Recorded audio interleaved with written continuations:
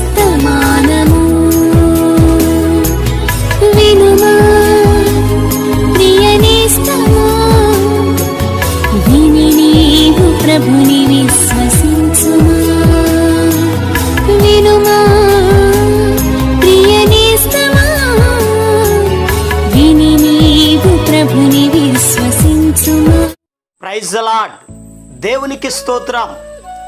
అనుదిన మన్నా అనే ఈ ఆధ్యాత్మిక కార్యక్రమాన్ని వీక్షిస్తున్న ప్రియ సోదరి సోదరులారా, మన ప్రభువును రక్షకుడునైన యేసు క్రీస్తు అతి శ్రేష్టమైన నామములో మీ అందరికీ శుభాలు వందనాలు తెలియచేయుచున్నాను.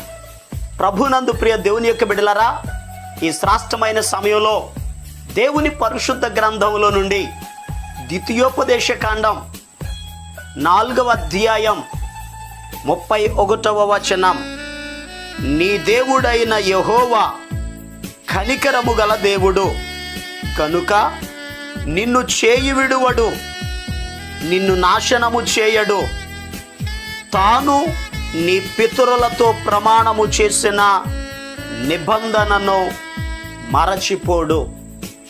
ప్రభునందు ప్రియ దేవుని యొక్క బిడ్డలారా, చదవబడిన లేఖన భాగంలో దైవజనుడైనటువంటి మోషే గారు ఇశ్రాయేలీల ప్రజలను ఐగుప్తులో నుండి కనానుకు నడిపిస్తున్న సమయంలో ఇశ్రాయేలీల ప్రజలందరినీ సమకూర్చి ఇశ్రాయేలీల ప్రజలకు దైవజనుడైన మోషే గారు బోధిస్తూ ఉన్నారు. ఈ 4వ అధ్యాయములో మొదటి వచనంలో రాయబడి ఉంది, కాబట్టి ఇశ్రాయేలీలారా, మీరు బ్రతికి మీ పితరుల దేవుడైన యెహోవా మీకిచ్చుచున్న దేశములోనికి పోయి స్వాధీనపరుచుకొనున్నట్లు మీరు అనుసరింపవలసిన విధులను కట్టడలను నేను మీకు బోధించుచున్నాను. ఇశ్రాయేలీల ప్రజలు ఆ కనాను దేశములోనికి వెళ్ళి ఆ దేశమును వారు స్వాధీనపరుచుకోవాలి అంటే, ఆ దేశములో ఆశీర్వదించబడాలి అంటే వారు ఏం చేయాలో, వారు ఎలా ఉండాలో, వారు ఎలా నడుచుకోవాలో దేవుని యొక్క విధులను కట్టడలను ఆజ్ఞలను వారికి బోధించుచూ ఉన్నారు. అలా బోధిస్తూ వారితో చెప్తున్నారు, మీ పూర్ణ హృదయముతో మీ పూర్ణ ఆత్మతో మీరు దేవునిని వెదకండి, ఆయన మీకు ప్రత్యక్షం అవుతారు. కారణం ఏమిటి అని అడిగితే, మనం ఆరాధన చేసే దేవుడు, మనలను నడిపిస్తున్న దేవుడు ఎవరో, ఆయనకున్న గుణలక్షణాలు ఏమిటో ఈ చదవబడిన 31వ వచనములో ఇశ్రాయేలీల ప్రజలకు దైవజనుడైన మోషే గారు వివరించారు. ఈ ద్వితీయోపదేశ కాండం 4వ అధ్యాయం 31వ వచనములో దేవునికి ఉన్న ఒక 4 గుణ లక్షణాలను ఆయన తెలియపరుస్తూ ఉన్నారు.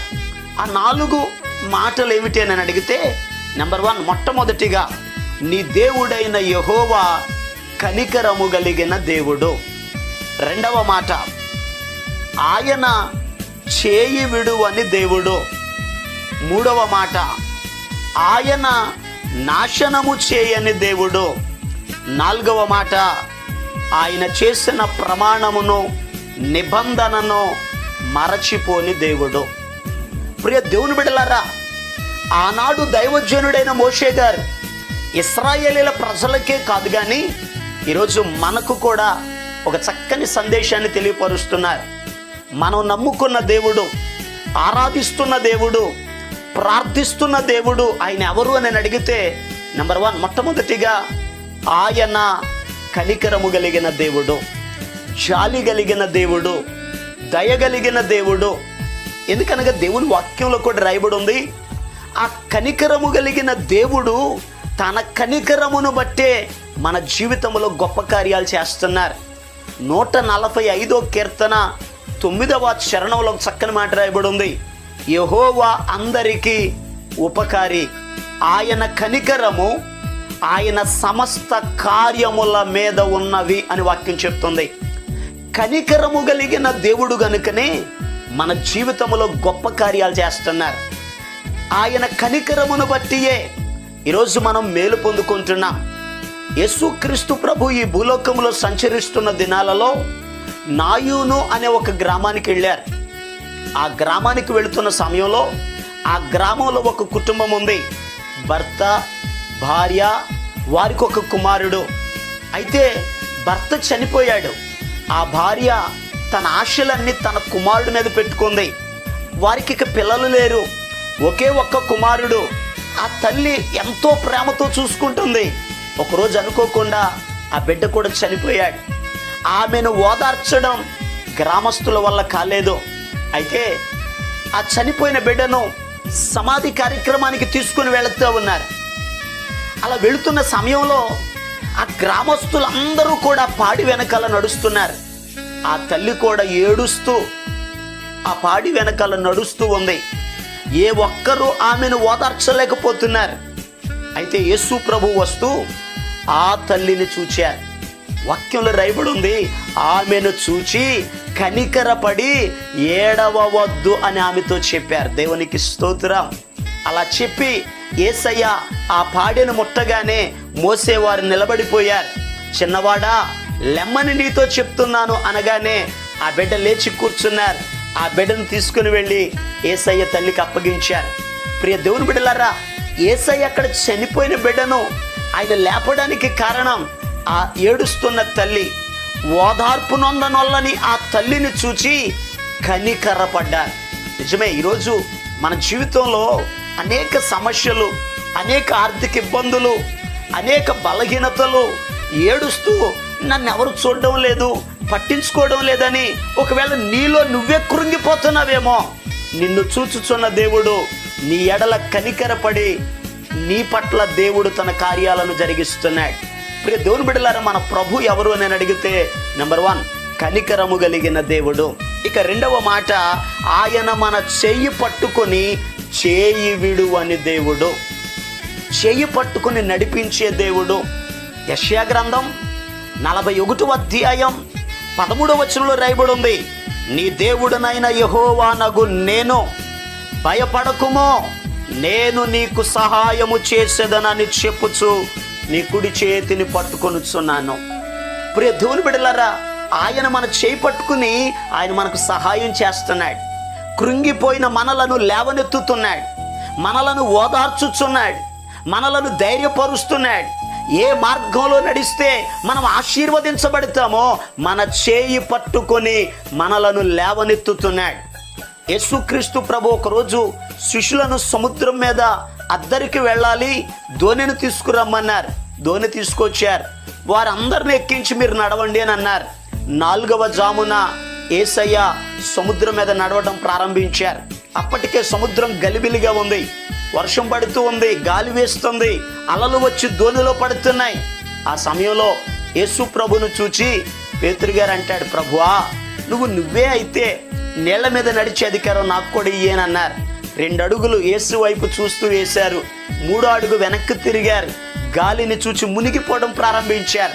ఆ మునిగిపోతున్న పేతురును యేసయ్య తన కుడి చేతితో పట్టుకున్నారు. మునిగిపోతున్న పేతురును యేసయ్య లేవనెత్తారు. నిజమే ప్రియ దేవుని బిడ్డలారా, ఆయన చేయి విడువని దేవుడు, మన చేయి పట్టుకునే దేవుడు. మనం మునిగిపోతున్న మనలను, ఎందుకని ఈరోజు చాలామంది లోకంలో మునిగిపోతున్నారు, అప్పుల ఊబిలో మునిగిపోతున్నారు. ఈ మునిగిపోతున్న వారిని యేసయ్య లేవనెత్తే దేవుడు. ఆయన క్షేమము కొరకు మనలను లేవనెత్తుతాడు.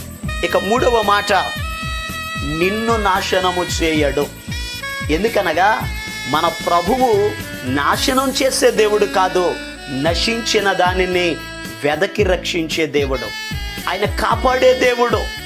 నీ ప్రక్కన 1000 మంది పడినా, నీ కుడి ప్రక్కన 10,000 మంది కూలినా అపాయము నీ యొద్దకు రాకుండా, ఏ తెగులు నీ గుడారము సమీపించకుండా ఆయన నిన్ను కాపాడే దేవుడు, భద్రపరిచే దేవుడు, క్షేమమునిచ్చే దేవుడు. ప్రియ దేవుని బిడ్డలారా, వాక్యం చెప్తుంది, ఇశ్రాయేలీయులను కాపాడువాడు కునుకడు నిద్రపోడని వాక్యం చెప్తుంది. ఆయన నీ పాదములను తొట్టిల్లనీయడని వాక్యంలో రాయబడి ఉంది. ప్రియ దేవుని బిడ్డలారా, మనం ఆరాధన చేసే దేవుడు మనలను కాపాడే దేవుడు. ఇక 4వ మాట, ఆయన చేసిన ప్రమాణమును, అనగా ప్రామిస్, వాగ్దానములను మరచిపోని దేవుడు. ఎందుకనగా మన జీవితంలో ప్రభు మనకిచ్చిన వాగ్దానములను మర్చిపోయే దేవుడు కాదు. తగిన సమయం ఒకటి ఉంది. ఆ సమయము వచ్చినప్పుడు ఆయన వాగ్దానములన్నిటినీ మన జీవితంలో నెరవేరుస్తారు. నమ్మకంగా దేవుని సన్నిధిలో నిలబడదాం, ఆయన మాటను విందాం, ఆయనను వెతుకుదాం, ఆయనను అనుసరిద్దాం, పరిశుద్ధత కలిగి జీవిద్దాం. మనం ఆరాధించే దేవుడు కనికరము కలిగిన దేవుడు, చేయి విడువని దేవుడు, కాపాడే దేవుడు, వాగ్దానములను నెరవేర్చే దేవుడు. ఆ దేవుని సన్నిధిలో నమ్మకస్తులుగా ఉండి ప్రభుని స్తుతించి దైవాశీర్వాదాలు పొందుకుందాం. దేవుడి మాటలను మన వినికిడులు ఆశీర్వదించును గాక. ఆమేన్. ప్రార్థన చేసుకుందాం. తల వంచండి, కళ్ళు మూసుకునండి. మహాపరిశుద్ధుడును ప్రేమ కలిగిన మా తండ్రి, అయ్యా నీ బిడ్డలను మీరు దీవించండి, ఆశీర్వదించండి, ఆరోగ్యవంతులుగా మీరు తీర్చిదిద్దండి. అయ్యా నీవు మా ఎడల కనికరము కలిగిన దేవుడు అని, మా చెయ్యి పట్టి నడిపించే దేవుడు అని, మమ్ములను కాపాడే దేవుడు అని, మాకిచ్చిన వాగ్దానములను నెరవేర్చే దేవుడు అని దైవజనుడైన మోషే గారు ఇశ్రాయేలుల ప్రజలతో అయ్యా మాకు కూడా ఈ యొక్క మాటలను తెలియపరిచారు. ప్రత్యేకంగా అయ్యా నీ సన్నిధిలో నమ్మకస్తులుగా జీవించే కృప దయచేయండి. ఎవరైతే బలహీనులుగా ఉన్నారో, సమస్యలలో ఉన్నారో, ఇబ్బందులలో ఉన్నారో, యేసు నామములో స్వస్థత కలుగునుగాక ఆజ్ఞాపిస్తున్నాను. తండ్రి నీ కార్యములను నీ బిడ్డల జీవితాల్లో జరిగించండి. మహిమ, ఘనత, ప్రభావాలు మీరు మాత్రమే పొందుకొనండి. ఈ దినమంతయు నీ బిడ్డలకు తోడుగా ఉండమని యేసు క్రీస్తు అతి పరిశుద్ధమైన నామం పేరట ప్రార్థన చేసి అడిగి పొందుకొని ఉన్నాము తండ్రి. ఆమేన్. మన ప్రభు అయిన యేసు క్రీస్తు కృప మీకు తోడుగా ఉండి నడిపించును గాక. ఆమేన్. ఈరోజు పుట్టినరోజు మరియు పెళ్లి రోజు జరుపుకుంటున్న వారికి సీసలి మన్నా చర్చి తరపున మా కుటుంబ పక్షముగా మీకు శుభాలు తెలియపరుస్తున్నాం. May God bless you. దేవుడు మీకు తోడుగా ఉండి మిమ్మల్ని ఆశీర్వదించును గాక. దయచేసి గమనించండి, మీ కొరకును మీ కుటుంబం కొరకును దేవుడు మిమ్మలను అభివృద్ధి పరచాలని నిత్యము మేము ప్రార్థన చేస్తున్నాం. ఏమైనా ప్రార్థన అవసరతలు ఉన్న ఎడల ఈ స్క్రీన్ మీద కనబడుతున్న నెంబర్కి ఫోన్ చేసి తెలియపరచండి. ప్రియ దేవుని బిడ్డలారా, అనుదిన మన్నా అనే ఈ వర్తమానాలు మీ స్నేహితులకు, మీ బంధువులకు కూడా షేర్ చేయండి. మన్నా చర్చ్ సీసలి అనే ఈ యూట్యూబ్ ఛానల్ను సబ్స్క్రైబ్ చేయండి. అందరికీ వందనాలు. బంధకములో ఉన్నానయా, యత్నించి ఓడితిని, నిజ స్వాతంత్రమునిచ్చే దేవా, సంపూర్ణ విడుదల దయచేయుమా. విడువను దేవా నా యేసయ్యా, నన్ను దీవించు వరకు మార్చుము దేవా